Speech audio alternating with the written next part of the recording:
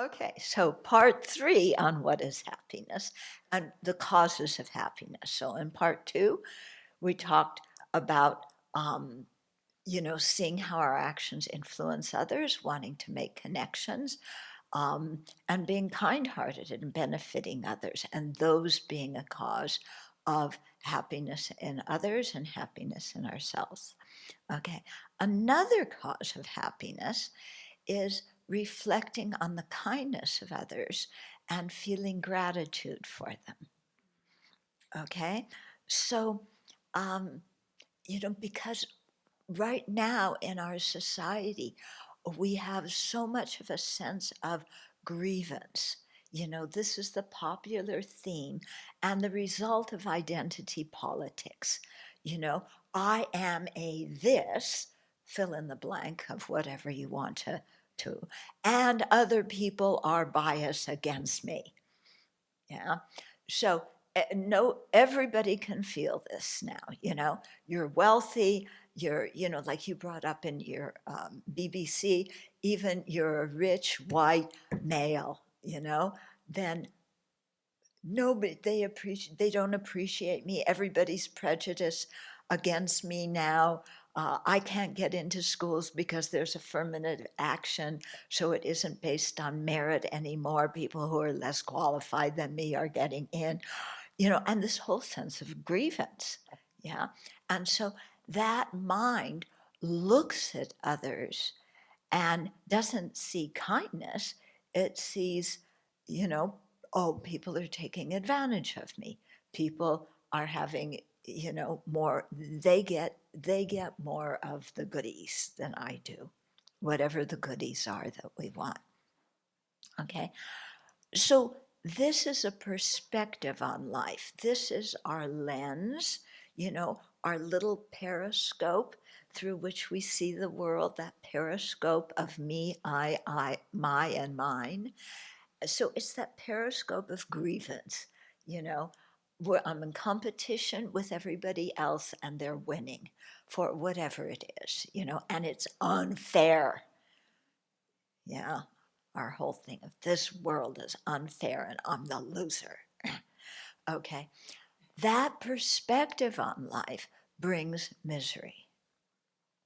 Okay, I think we all know from experience. Yeah, we've all had that thing of, the world's not fair, and I feel sorry for myself because it's not fair. Okay, but what the Dharma teaches us is to have a different perspective where what we see is kindness instead of what we see as being competition and I'm losing, to see the world as kind and all these people are helping. Yeah.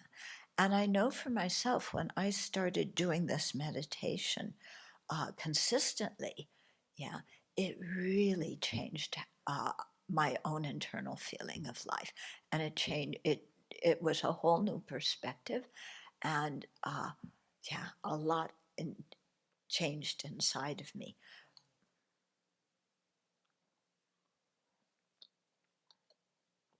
In my case, a lot of my unhappiness when I was younger is my parents don't understand me. Yeah. And I wanted them to understand me, and I'm miserable, but they don't understand me. Okay. So, but, once I encountered Buddhism, I started meditating on the kindness of my parents. Yeah. And I realized my whole life I had taken their kindness for granted. It's like, oh, I didn't ask to be born. You had me. So you're supposed to do everything you can to make your child happy. That's the definition of being a parent. Yeah. But I never stopped to really appreciate how kind my parents were. But once I started doing that, what my mom went through, in having me, what my dad went through to support the family, you know, everything that I had received from my education, and, just seeing how much the world had actually benefited me and how much my family had benefited me, it was really shocking. Yeah. And I began to switch from this grievance mentality to, of they don't understand me and the world doesn't understand me, you know, to wow, look how kind the world is and how much I've received. And the same really looking at my teachers in school. I mean, I like school, but my, I remember one class I didn't like. My freshman year in college, one of the requirements was to take an English class, yeah, where we had to write, papers, with a topic, a paragraph, and each paragraph had to have a topic sentence and play by all the grammar rules. And we had to give oral presentations in front of the whole class, again, about topics that made sense and presented in a good way. And, my papers always came back totally marked up with red ink. And, it's like you have to rewrite this in your grammar and blah, blah, blah. Okay.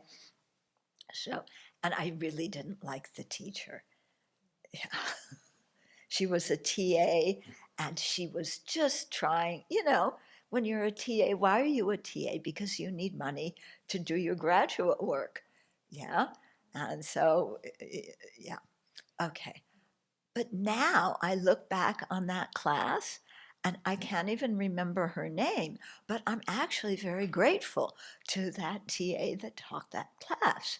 Yeah, because look what I've been able to do because of having to rewrite my papers and having to, rewrite my outline for oral presentations and, learning to think clearly and present something in a clear fashion.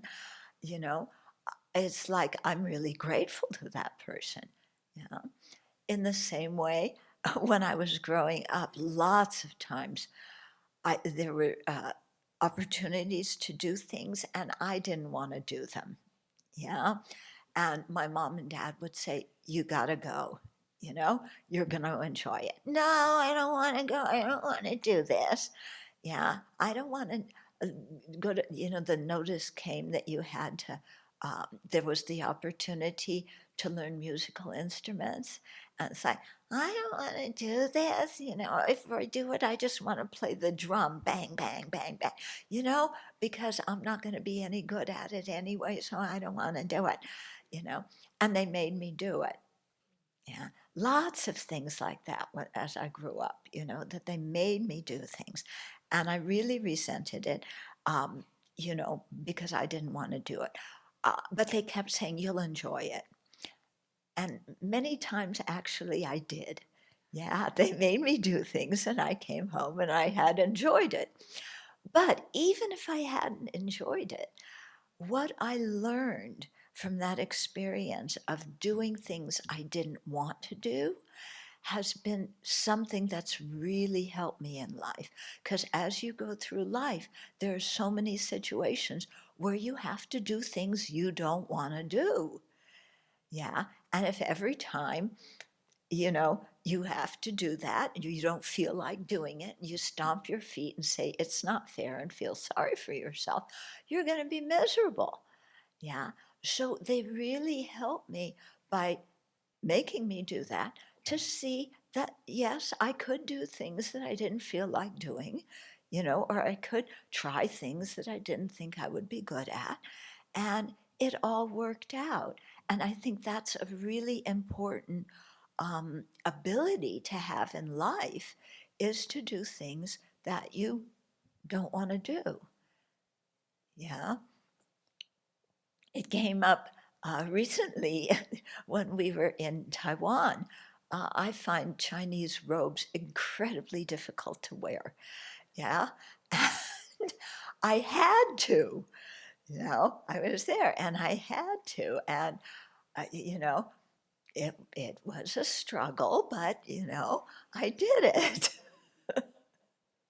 Yeah, and I was a little bit sloppy, and the head nun, still, I told you when I was there 38 years ago, getting ordained, no, however many years ago it was, they, you know, I always got my collar fixed. Well, the first or second day I was there, the head nun came behind me and fixed my collar, you know, and then they looked at my robes and, you know, and told me how to improve. And uh, but you know, that's kind of that's life. Um, isn't it? You know, how do we don't always get to do what we want to do. So it's an important ability to be able to do that and to see the kindness of people. And I know in the ordination, the guides talked a lot, you know, didn't they? Reminding you to appreciate what they were doing, you know, because I tell you, it's not easy to be a guide in the ordination. Yeah. Do you think that they enjoyed um, giving you a talk at every meal about, you know, how to make your bed and make sure the corners of your quilt were folded exactly right? Do you think that they really enjoyed reminding you not to talk during quiet time, or that they enjoyed reminding you to be on time and, you know, process into the hall in an orderly fashion? Um, you know, it's not fun to have to remind people of these things, especially when they're adults, not children. Yeah, and yet they you know, they kept doing it, and they reminded you and said, you know, we're doing this because we care about you, and all of you came out of that experience really appreciating it, didn't you? Yeah. And so even though there were things that were difficult and they had to remind you of certain behaviors to do and not to do, you really saw the benefit, you know. And when we benefit from what other people do, it's kindness, even though we may not feel, you know, realize that until later. So, really changing our perspective on life to one of seeing kindness and therefore feeling gratitude. Yeah, gratitude is a wonderful feeling to have. Yeah, because when you have a sense of gratitude, you see how rich your life is, you know, how much you've received, how much people have benefited you, how good you have it. And so it's a change of perspective from what am I missing and I want more and better to wow, I have so much, and kind of what did I do to deserve this? Yeah, because you know, I don't know about you, when I look at, you know, well, okay, I was born, yeah, and then people fed me and clothed me and turned me over and changed my diaper and, you know, cleaned it up when I pooped and when I threw up all over them, and, you know, and and how grateful if I see, you know, I didn't appreciate anything anybody did. I just thought about myself all the time, what I want, what I feel like doing, what benefits me. And that that perspective makes us profoundly unhappy. Yeah, because we can't control the rest of the world and what other people do. But when we look and we see kindness, then there's a feeling of gratitude. And when we feel gratitude, then the whole world looks beautiful.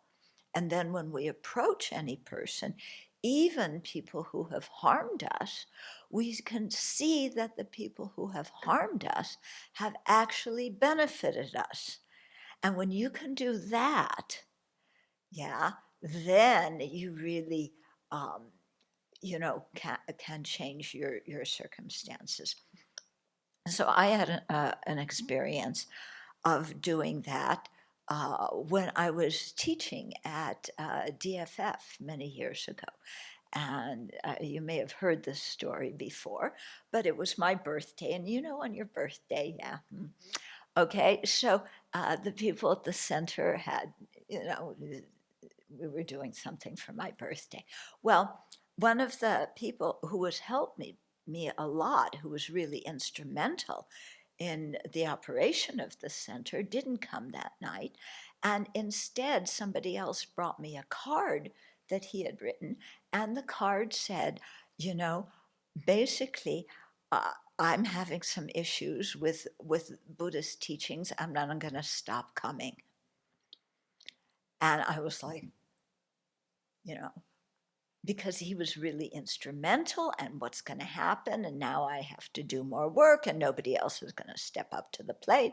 And anyway, we had worked in tandem, and then all of a sudden, not even saying anything to my face or talking about the problem to me, he just says, ciao, bye-bye. Okay. And I was like, yeah. So, and needless to say, quite angry. Yeah, some of you were there at the time. I don't know if you picked up on it or not, but yeah, you did. Poor me. So, okay. So this went on for a while. I was really, totally miserable. And uh, and then, of course, I went into retreat. Yeah. And during retreat, you're meditating and you're looking at your mind and you're thinking about the teachings. And I came to realize that the problem was not that this person, had stopped doing what I wanted them to do. The problem was that I had unrealistic expectations. And if I had not had these unrealistic expectations, then what he had done would not have bothered me, because sentient beings do what sentient beings do. And people, when you work with volunteers volunteer for a while, and then sometimes they get tired and they need a break, or things come up in their mind and they need space to think things over and process stuff. So I began to see, wow, the problem was not him. He was just doing what he needed to do. The problem was my unrealistic expectations. Yeah. And that's when I realized, wow, the people that harm you help you. Because for me, starting to look at my unrealistic expectations, again, really changed my outlook on life, because I now had a way to prevent harm. Don't expect people to do things that they haven't agreed to do. Yeah. Don't expect people to never change their mind. Don't expect people to never have problems. Yeah. And so, that has really helped me in my life prevent a lot of problems and unhappiness with other people. And so I have to look back and thank him, for what he did. As it turned out, okay, months and months went by, and at some point later, he contacted me and he apologized. And to this day, he makes donations to the Abbey. Yeah? Wow. What happened? Yeah. And so, labeling somebody as an enemy when they don't do what you want is really ridiculous. Yeah. Change the perspective and learn from the situation. Then that enemy becomes a teacher. And who knows, that enemy may later benefit you, like in this case. Yeah. So again, happiness, the whole point of all of this is happiness comes from our perspective, not from external sense objects and external people. Yeah. And so in this way, we can, we are the ones who determine if we're going to be happy or if we're going to be miserable. Yeah. And that's talking just about the happiness of this life, but especially when we understand the law of karma. Yeah. Then when then we can rejoice at other people's virtue, yeah, when they help us, and we can rejoice in our own virtue. And rejoicing in virtue makes you really, really happy. Yeah. And again, at the ordination, we had a lot of this experience. It was, you know, we had gone there and we wanted to get a big gong for the Buddha hall, because our little one, doesn't make a sound that's going to resonate in a big room. And we wanted to get a wooden fish. And and then when we were at Puyi, the abbess introduced us to one person who had done this for their temple. And I remember the first meeting Mr. Lee, and we asked him how much these things cost, and the price was astounding. I could not believe how expensive it is to get a gong and a fish. I mean, really, really, really expensive. Yeah. And a benefactor turned up, an anonymous benefactor who said, I want to do this for your Buddha hall. Okay. Yeah. Then, yeah. Then we get to the place, to Poensi, the temple where the ordination is.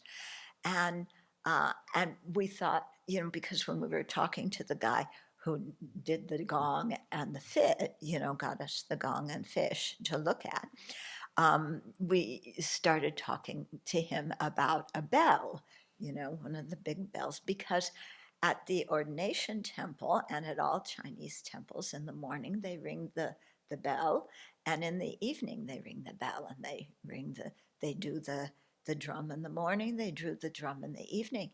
And our room was not far from the main hall. And so we heard this every morning and every evening. And it was beautiful, to wake up to the sound of the bell. And especially when there's this story that the sound of the bell means that the beings in hell, their suffering is alleviated for a short period of time. There's a whole story behind it, which I won't tell right now. But so it was really beautiful. And the bell in the morning, the bell in the evening, yeah, the drum and the way they beat the drum in the morning and in the evening, and how it roused you and, made you want to get to your practice, and do your practice. And at the end of the day, the bell and the drum, oh, another day went by, created merit. The people around me created merit. We're doing something useful with our lives, and this feeling of happiness, going to sleep with a feeling of happiness because of a life well lived. Yeah. And so we thought, wow, let's get a bell and a drum for the Buddha hall. Okay.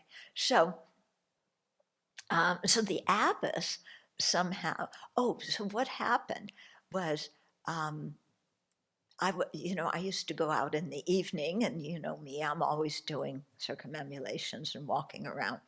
And so one of the guys, they had little vendors there who had shops. And so one of them came out to me and he said, I hear that you want to get a bell. I'll help you. Yeah. And so we started talking to him, and it found out that somehow the abbess, she wasn't actually the abbess, but we called her the abbess. She was the one behind the whole program. Yeah. Very short nun, you know who I'm talking about. Yeah. So she was, boy, what a engine of good energy, her, and I mean, all of the guides were like that. Her, and if I can veer off, the head Bhikshuni guide, 80 years old. She was 80 years old, and she directed the whole program. The monks were going to her and asking what to do, because she's the expert in Taiwan of how you do an ordination program. And she was doing the chanting, and she was giving instructions, and she was fixing my collar. She only had to do that once. After that, Venerable Damcha took over. Um, yeah, but these people were amazing. Anyway, so, Kenmo, we called her. Um, she had heard that we were looking for a bell, so and she knows the guy in the stall who came up to me when I was circumambulating. So anyway, she says, um, I'll take you to, you know, Ivan, the guy from the selling this at the stall, he had friends who made the bell, and she lived in an area where they made, when she grew up, where they made the drums, and one of her classmates from school made the drums. So she took us. We went out to look for bells and look for drums, and it was amazing being able to see this and like um, yeah, and I mean, I'm always very interested in how people do things and how they make it. And seeing them, they were polishing one bell at the time that we got there, and seeing how they did that, going where they were making the wooden fish because we wanted to change out the wooden fish we were getting. And that guy who does them was a complete artisan. His whole heart was into making wooden fish, and he did such a wonderful job. And then going to the drum place, yeah, where she was talking with her old classmate, we were trying out drums and looking at drum stands and everything. And Kenmo says to us, yeah, I know you want a bell and a drum, and I'm going to talk to all my disciples and we'll cover the cost. What? I mean, we were just floored because these things are super expensive. I mean, super expensive. I mean, really expensive. Yeah. And we don't have the money yet to finish the whole building. Yeah. And she said, I'll talk to my disciples, we'll cover it. So you experience this kind of generosity, and automatically somebody stingy like me wants to reciprocate. You can't help but reciprocate because, you're the recipient of kindness. And the way we human beings work is, we're connected to each other. When you experience kindness, you want to give kindness. Yeah. My way, and as Sangha members, yes, we can give little bits of material things here and there, and we make monetary offerings when we have, money that people have offered to us. But our real way of reciprocating kindness is by teaching and by giving people Dharma counseling and leading meditations and just living in precepts and being a model for people who can see that when you live an ethical life, you're happier, and that inspires them, and that people are, meditating to develop love and compassion, and that inspires the world. Yeah. So it makes you want to reciprocate because you feel gratitude. Yeah. And so I think, again, my experience watching all of you with the program, yeah, that gratitude was something, appreciation for, what they were doing. I mean, because this ordination program, it is not easy to run an ordination program, my goodness. Yeah. There were like about 230 people, I think, something like that. This was a small one. Venerable one, the one Venerable Pema went to was like 700 people. So this was a small one. You got more personal attention. Yeah. But everywhere, people helping. They had over 100 volunteers because to run this kind of program, you need volunteers. Without the volunteers, it would have been impossible. And these people, Tenzin Kenru, was there. Uh, and so he was volunteering for a month. And so he did the outside, circle for about a week. And then he volunteered to work in the kitchen. And he was getting up at 2:30 in the morning to work in the kitchen. Yeah, because you you have to cook all the vegetables and you're actually chopping the vegetables the night before. Yeah. And so you have all these people working so hard to chop the vegetables and cook them. They were cooking downstairs. We were eating on the fourth floor. They had to bring all the food up 4 floors. And then you have the people serving it. And, serving food to 230 people is not an easy task. There was no buffet. My goodness, otherwise it would have taken years to get your breakfast. But, and then in the middle of the morning, there was a snack. There was one person, Kenma was telling us, who volunteered to cover the expense of the snacks every single morning. He benefacted all of the snacks. Yeah. Okay. I couldn't eat any of them. I'm really glad you people like them. Um, yeah. Lots of people like them except me.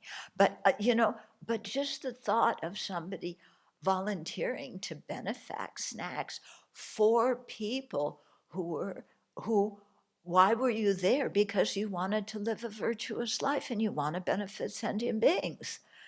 Yeah.